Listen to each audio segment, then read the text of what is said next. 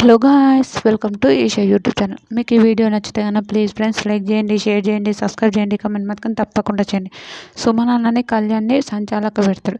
సుమనన్న కళ్యాణ్ని సంచాలక పెట్టినప్పుడు వీళ్ళిద్దరు ఆర్గ్యుమెంట్ చూడండి. అబ్బబ్బబ్బబ్బబ్బా, ఎంతసేపు అంటే దాదాపు ఒక 2 గంటలు అయిందేమో ఆర్గ్యుమెంట్. లైవ్లో కూడా ఇద్దరు ఎవరికి తగ్గుతలేదు. బిగ్ బాస్ వార్నింగ్ ఇచ్చినా కూడా తగ్గట్లేదు.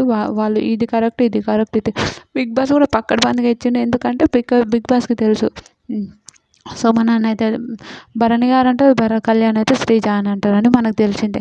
అందుకోసం బిగ్ బాస్ పక్కన బందికి ఇచ్చిండని నాకు అనిపించింది. మీకేమనిపించిందో? నిజంగా బిగ్ బాస్ హుషారుగాడే అని అనుకోవాలి, అట్లా ఉంటాడు బిగ్ బాస్. నిజంగా నాకైతే చాలా నవ్వు వచ్చింది.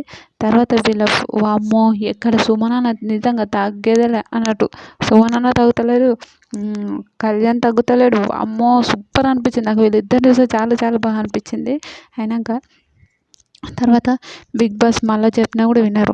అయినప్పుడు తర్వాత ఇంకా బిగ్ బాస్ మళ్ళీ వార్నింగ్ ఇస్తారు. బిగ్ బాస్ ఈ సుమనన్న ఏమని చెప్తారు, మీకు వీళ్ళని అంతేనంటారు. సుమనన్న టీం వాళ్ళు ఏమంటారు, నువ్వు భరణి గారు సేవ్ అయినారని నువ్వు చెప్పు సుమనన్న అంటారు.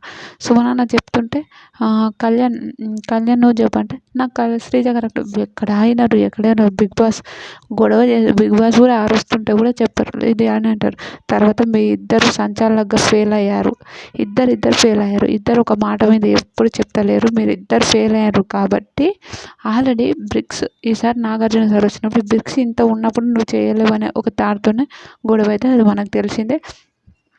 అయినాక వీళ్ళు ఇంకా లాస్ట్కు ఇంకా వీళ్ళు ఫెయిల్ అయ్యారని చెప్పిన తర్వాత ఇంకా కామర్స్ ఉండిపోతారు. మీకేమనిపించింది? కమెంట్ చేయండి.